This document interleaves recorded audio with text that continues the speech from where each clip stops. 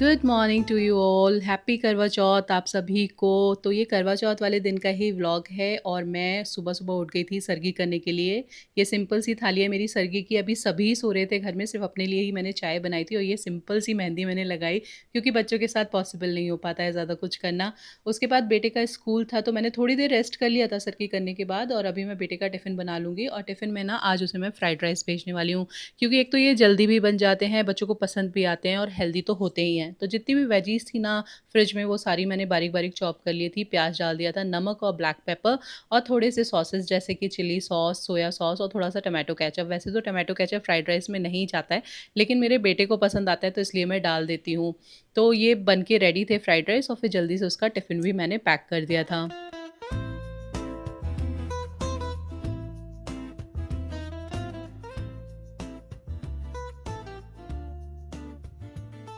तो आज करवा चौथ की शुरुआत जितने अच्छे से हुई थी ना मेरी, लेकिन शाम को जाते-जाते मेरी हालत ख़राब हो गई थी। आगे आपको पता चलेगा कि क्या हुआ एक्चुअल में, तो पूरा व्लॉग देखते रहिएगा।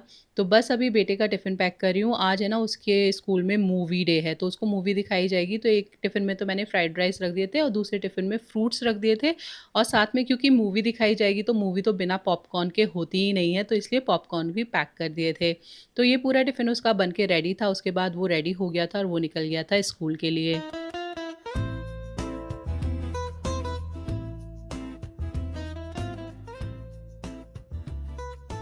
हमारे यहाँ ना सरगी नहा के नहीं की जाती है। हम लोग उठते हैं बस सरगी करके, उसके बाद घर के काम-वाम निपटा के फिर अपना शावर वगैरह लेते हैं, अच्छे से रेडी होते हैं, उसके बाद पूजा करते हैं। तो मैं अभी तक शावर नहीं लिया था, फिर बेटे के जाने के बाद ना सारे घर के काम मैंने निपटाए और उसके बाद शावर लेके मैं आ गई थी तैयार होने के लिए। तो सुबह मैंने ये वाला कुर्ती डाली थी और ये बहुत ही कम्फ़र्टेबल, बहुत ही सुंदर लग रही थी पहनने के बाद। ये अंगरखा टाइप की कुर्ती थी और ये मैंने मीशो से मँगवाई थी।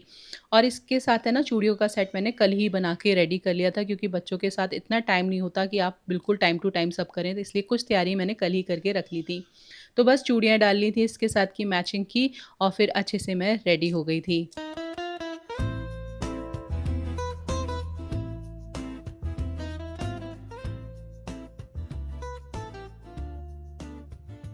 जब भी मैं इस तरीके से रेडी होती हूँ ना, तो मेरी बेटियों को लगता है पता नहीं क्या नया हो रहा है, क्योंकि घर में मैं मोस्टली इस तरीके से रेडी होती ही नहीं हूँ, ना ही मेरे पास इतना टाइम होता है। तो बेटियों को आज बड़ा शौक लग रहा था कि मम्मी क्यों इतना रेडी हो रही है, कहाँ जा रही है, और वो है ना मेरे आगे पीछे ही घूम रही थी। और लड़कियों को तो वैसे भी इन सब चीज़ों में अपने आप ही पता नहीं कहाँ से शौक आ जाता है। तो वो ये सब देख रही थी, उसके बाद मैं आ गई थी मंदिर में पूजा करने के लिए। तो दोनों मेरे साथ पूजा करने भी बैठी थी क्योंकि उनको ऐसा लग रहा था कि मम्मी शायद इतना तैयार हो रही है तो कहीं जाएगी। होता है ना, बच्चों को अंदर से ही फ़ील होने लगता है, लेकिन मेरे को जाना भी था ख़ैर, लेकिन फ़िलहाल पहले इनको स्कूल भेजूँगी तो जल्दी से पूजा कर लेती हूँ।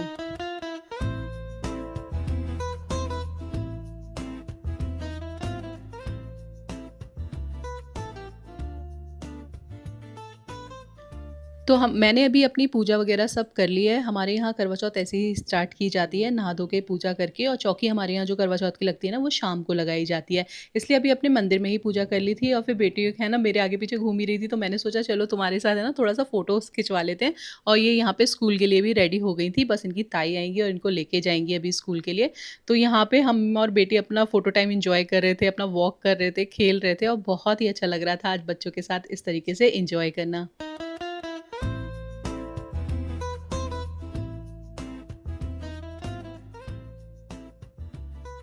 चलिए जी, आज आपको अपने हस्बैंड से भी मिलवाती हूँ। ये है मेरे पति परमेश्वर, विक्रांत नाम है इनका, और ये मुंबई में ही जॉब करते हैं। तो बस बच्चों को भेज दिया था, उसके बाद है ना हमें जाना था थोड़े से काम से और थोड़ी-सी शॉपिंग भी करनी थी।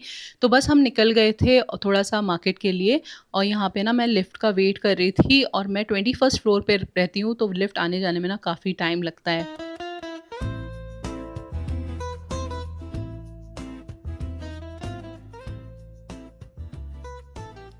वैसे तो आज मेरा व्रत है तो मुझे कहीं निकलना नहीं चाहिए था क्योंकि पानी वगैरह कुछ ही नहीं पी सकते, लेकिन आज हस्बैंड ने ना वर्क फ्रॉम होम ले रखा था, तो मैंने सोचा चलो इस मौके का फ़ायदा उठाते हैं। बच्चे भी स्कूल गए हुए हैं तो थोड़ा-सा मेरे को शॉपिंग करना था कुछ सामान का। मेरे हस्बैंड के ऑफ़िस में ना दिवाली की पार्टीज़ हो रही हैं अलग-अलग सबके घरों में, तो उनके यहाँ भी गिफ्ट्स वगैरह देने होते हैं, तो वो सब भी हमें लेने थे, तो हम निकल चुके थे क्योंकि फिर हमें टाइम नहीं मिलता है बच्चों के साथ। बच्चे हैं ना, जब लेके भी जाओ ना तो वो सिर्फ़ अपनी चीज़ों पे फ़ोकस करते हैं, और ये सभी के साथ होता है, हम खुद की शॉपिंग नहीं कर पाते। तो बस हम आ गए थे स्मार्ट बाज़ार, यहाँ से अभी हम सबके लिए गिफ्ट्स लेंगे और कुछ चीज़ें हमने घर के लिए भी शॉपिंग कर ली थी। और यहाँ पे आके ना इतना अच्छा लगता है, इतना फेस्टिवल जैसा माहौल होता है, बस ऐसा लगता है कि यहीं पे फेस्टिवल है सारा, इतनी सारी चीज़ें बिक रही थी। और ये है ना यहाँ पे एक अलग से चॉकलेट बॉम्ब्स आए हुए थे जो मैंने बच्चों के लिए लिए थे। इसमें ना बॉम्ब शेप की चॉकलेट्स थी, तो स्वाति को इन सब चीज़ों को बहुत पसंद है, तो वो हमने ले ली थी। कुछ और भी चीज़ें थी जो देखी थी, लेने का मन भी हुआ, लेकिन फिर लगा कि इन सब चीज़ों की ज़रूरत नहीं है, फालतू घर में भरने से क्या फ़ायदा है, तो वापस रख दी। लेकिन जो ज़रूरी चीज़ें थी, वो सब हमने शॉपिंग भी कर ली थी।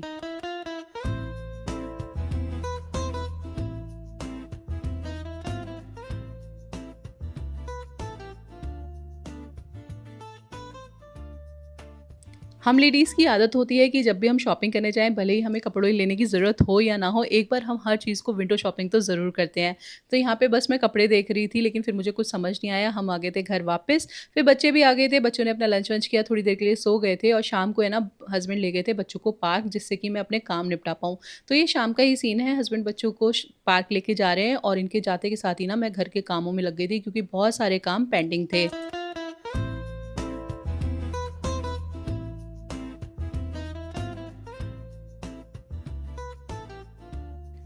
सबसे पहले तो मैंने सारे भी जो बर्तन थे ना वो गंदे पड़े थे सुबह से, तो वो सारे बर्तन मैंने वॉश करके रखे और उसके बाद लग गई थी डिनर बनाने की प्रिपरेशन में। तो यहाँ तक तो मेरा दिन बहुत ही अच्छा जा रहा था, अभी कुछ भी फ़ील नहीं हो रहा था, हालाँकि मैंने कुछ भी खाया-पिया नहीं है, मैं कुछ भी नहीं खाती हूँ। तो सारे बर्तन मैंने अच्छे से वॉश कर दिए थे और फिर आज मुझे डिनर में बनाना था छोले, आलू गोभी, पूड़ी, रायता और दही बड़े ना हमने बाहर से ऑर्डर किए थे। तो बस मैं छोले बनाने की तैयारी में लग गई थी, तो सारी सब्ज़ी वग़ैरह बना के, सारी तैयारी करके ही ना मैं पूजा की तैयारी करूँगी।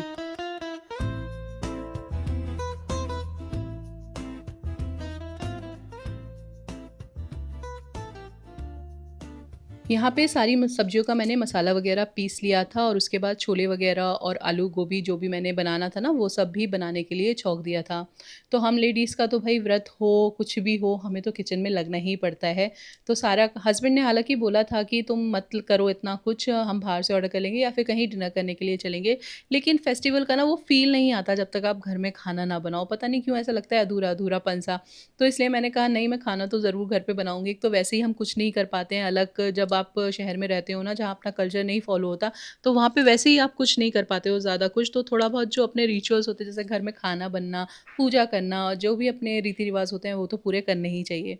और हमारी औरतों में बहुत गंदी आदत होती है कि क्लीनिंग तो सबसे मस्ट होती है, तो यहाँ पे मैं सारी चीज़ों को साफ़ कर के भी साथ-साथ लग रही थी और लगी हुई थी अपनी मल्टीटास्किंग में फटाफट सारे काम निपटा रही थी।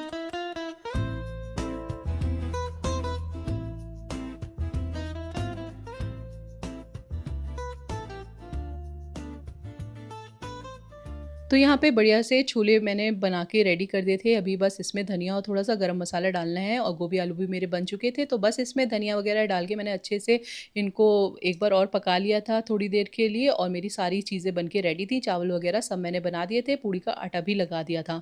और उसके बाद बस अब मेरे को था पूजा करने की जल्दी, तो मैंने फटाफट से चौकी लगाई, जो भी हमारे जैसे लगती है चौकी करवा चौथ मैया की, तो वो चौकी लगा ली थी और फिर अपनी इत्मीनान से बैठ के पूजा की। तो हमारे यहाँ दिया जलाया जाता है, करवा चौथ की कथा पढ़ी जाती है, करुओं का हार फेर किया जाता है, तो मोस्टली वैसे ही पूजा होती है। थोड़ा बहुत ऊपर-नीचे हर किसी के घर में होता ही है अलग रिवाज़, तो मेरे घर में फ़िलहाल ऐसे ही पूजा होती है। तो बस मैं फटाफट से दिया जला लूँगी और कथा पढ़ लूँगी और उसके बाद जो करुए होते हैं, उनका हेर-फेर कर लूँगी।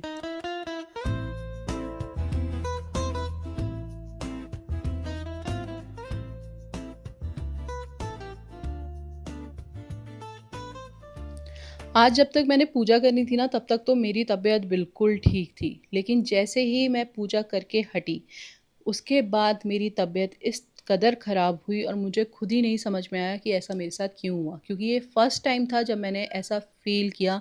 मैं 10 साल से करवा चौथ का व्रत रख रही हूँ, कभी मेरे साथ ऐसा नहीं हुआ, लेकिन इस बार तो मैं वाक़ई ही परेशान हो गई थी। तो बस यहाँ पे मैंने आरती वग़ैरह कर ली थी और इतनी तेज़ सर में दर्द हो रहा था आरती करते-करते ही मेरा, कि मैं आके एक रूम में एसी चला के बैठ गई थी। हस्बैंड को भी मैंने नहीं बताया था, नहीं तो वो तो मेरे ऊपर बहुत ही चिल्लाते, अगर मैं उनको बता देती कि मेरी तबीयत ख़राब हो रही है। तो बस मैंने उनसे बोला कि मेरे को गर्मी लग रही है, मैं थोड़ी देर अंदर जाके बैठती हूँ। फिर जब चाँद निकल आया तो उन्होंने मुझे आवाज़ दे दी थी, मैं आ गई थी अपनी पूजा की थाली लेके और इस टाइम भी आप देख रहे होंगे मेरी ना साँस ही नहीं आ रही थी, मुझे इतना सफोकेशन हो रहा था बुरी तरीके से।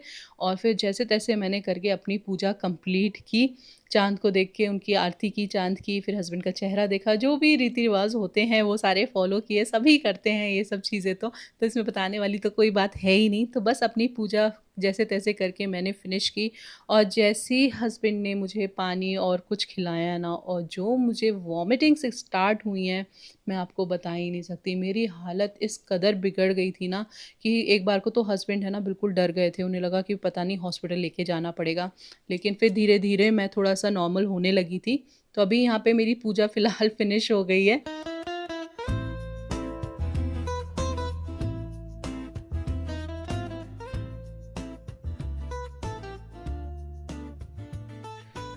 और आप देख ही रहे हो कि जब उन्होंने मुझे पानी पिलाया और थोड़ा-सा ही मैंने मीठा खाया था, बिल्कुल अ पिंच ऑफ स्वीट मैंने लिया था, बस उनके पैर ही छुए थे और बस मुझसे रुका ही नहीं गया, मैं फटाफट से ना अंदर भाग आई थी। और हस्बैंड पीछे-पीछे आए कि क्या हो गया है देखने के लिए, उन्होंने को लगा कि कुछ तो मतलब शूट-वूट करना है, तो वो अपना कैमरा लेके आ गए थे। लेकिन उन्होंने देखा कि मेरी तबीयत इतनी ख़राब हो रही है, तो फिर वो मेरे लिए ना फटाफट से जाके बोल पूछा उन्होंने मुझसे कि क्या हो रहा है? तो मैंने उनको बताया कि मुझे बहुत सफोकेशन सा हो रहा है। तो वो बोले कि तुमको है ना गैस्ट्रिक थोड़ा-सा वो हो रहा है, तो इसलिए तुम पहले नींबू चाटो और थोड़ा-सा नमक वाला पानी पियो, तो तुमको थोड़ा-सा रिलैक्स होगा। फिर मैंने ये सब पिया, मेडिसिन ली और फिर उसके बाद मैंने कुछ शूट नहीं किया। तो मेरा करवा चौथ का दिन इस तरीके से एंड हुआ, जो मैंने बिल्कुल एक्सपेक्ट नहीं किया था। तो अगर आपको ये व्लॉग पसंद आया तो प्लीज़ लाइक एंड सब्सक्राइब कीजिएगा। हम मिलेंगे नेक्स्ट वीडियो में। Till then take care, bye bye, love you all.